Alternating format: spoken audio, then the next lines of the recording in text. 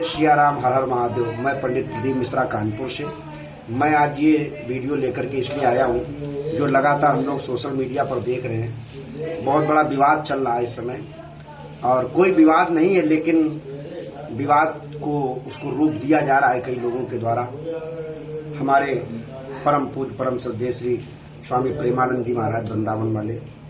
जिनके द्वारा हमारे बहुत ही सुंदर और यूं कह दे सनातन की संपूर्ण विश्व में अलग जगह देने वाले, घर घर में महादेव की भक्ति और लोगों के हृदय को शिवालय बना देने वाले ऐसे हमारे परम पूज्य बड़े भैया श्री प्रदीप जी मिश्रा, जिनका बड़ा प्रेम स्नेह इस दास को भी मिलता रहता है, और श्री प्रेमानंद जी महाराज जी का भी। जब वो हमारे यहाँ शोभन कानपुर में रहे, तब इस दास को भी उनसे सत्संग का अवसर प्राप्त हुआ कई वर्ष पहले। बहुत बाल्यकाल मेरा जीवन था। दोनों ही महापुरुष हैं, और दोनों ही नहीं अपितु इस समय हमारे वृंदावन, अयोध्या, काशी, ऐसी जो पुरियां हैं, ऐसे जो दिव्य धाम हैं, वहाँ के से बहुत से साधु संत महात्मा हैं जिनके द्वारा सनातन की अलग जगाई जा रही है। लेकिन जब जब कोई आचार, कथा, व्यास, संत, महापुरुष सनातन की अलग जगाने के लिए आगे बढ़ता है, तो कई लोगों के द्वारा उनको ट्रोल करने का प्रयास किया जाता है, और कुछ उनके द्वारा वक्तव्यों से शब्दों को निकाल करके और समाज में गलत तरीके से प्रेषित किया जाता है, जिसके विषय में जो वर्तमान जो मुद्दा चल रहा है श्री राधा रानी जी माँ के लिए, उस पर भी मैंने 1 महीने पहले जब ये वीडियो आए थे, तब भी मैंने वीडियो बनाया था, जो इस समय कई मिलियन पर लोग उसको देख रहे हैं। मैं पुनः अभी हमारे प्रेमानंद जी महाराज जी ने अपने सत्संग में श्री प्रदीप जी मिश्रा जी को, भैया जी को बहुत कुछ कह डाला, जो कि कहीं हद तक हमें अच्छा नहीं लगा, और हमें क्या, बहुत से लोगों को अच्छा नहीं लगा है। कहने का तरीका होता है, और वो तो स्वयं में विज्ञ है महाराज जी, और ज्ञानी पुरुष हैं, साधु हैं, और बहुत अच्छे भजनानंदी महापुरुष हैं। अगर किसी बात को कहना ही था तो उसको दूसरे लहजे में भी कहा जा सकता, अथवा हरि गुरु निंदा सुने जकाना, होए पाप को घात समाना। ये सत्य है कि अगर अपने इष्ट की निंदा या आदि आदि चीजें, लेकिन कहीं ऐसा कोई निंदनीय वक्तव्य नहीं था। फिर उन्होंने क्षमा याचना भी मांग ली, महाराज जी से भी मांगी और अपने शब्दों के लिए भी मांगी। लेकिन हमें अब क्या करना है, अब मैं देख रहा हूँ लगातार आचार्यों के द्वारा, व्यासों के द्वारा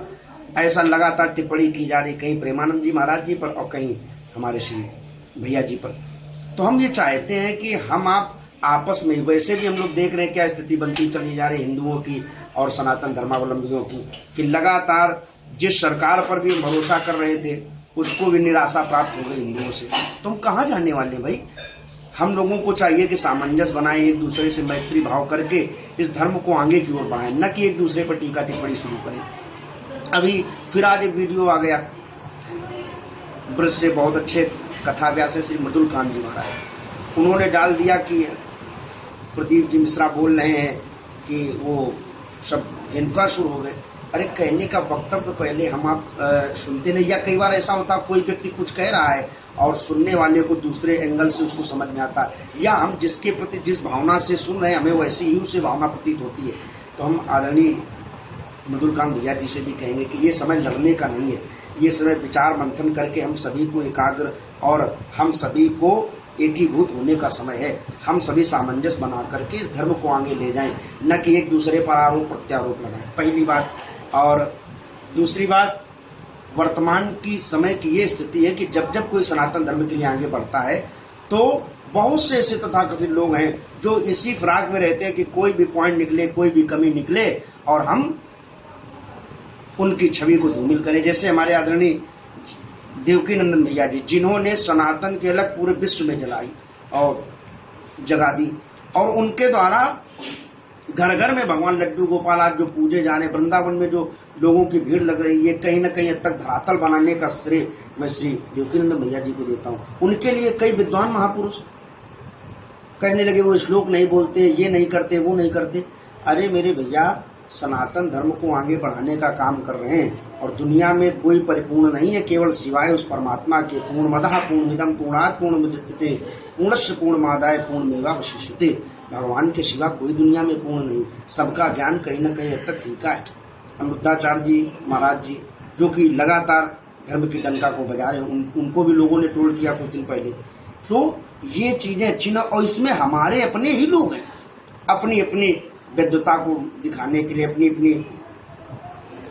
टीआरपी बढ़ाने के लिए, अपने अपने व्यूअर्स बढ़ाने के लिए, या हम कुछ भी कह सकते हैं, मैं किसी पर आरोप नहीं लगा रहा हूं, लेकिन ये वास्तविकता है हमारे अपने ही जो सनातन धर्म के अगुवाकारी करने के लिए अगर हम इतना जैसे एक दूसरे पर आरोप प्रत्यारोप लगा रहे हैं, कहीं इतना उन विधर्मियों पर लगाने लगे जो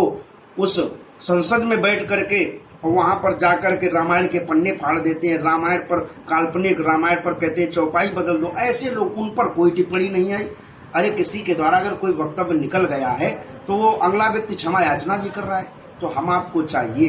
कि न समर्थन करें तो कम से कम ऐसा न करें। अभी मैं देख रहा हूं वीडियो के माध्यम से कि वृंदावन के ब्रज के वासी, तो वास्तविकता है ब्रज धूल ही प्राणन सो प्यारी लगे, ब्रज का निवास ही भगवान के ही साक्षात धाम का निवास है, तो वहां के रहने वाले भगवत स्वरूप ही हैं, इसमें कोई संशय नहीं है। लेकिन उनके द्वारा ये जो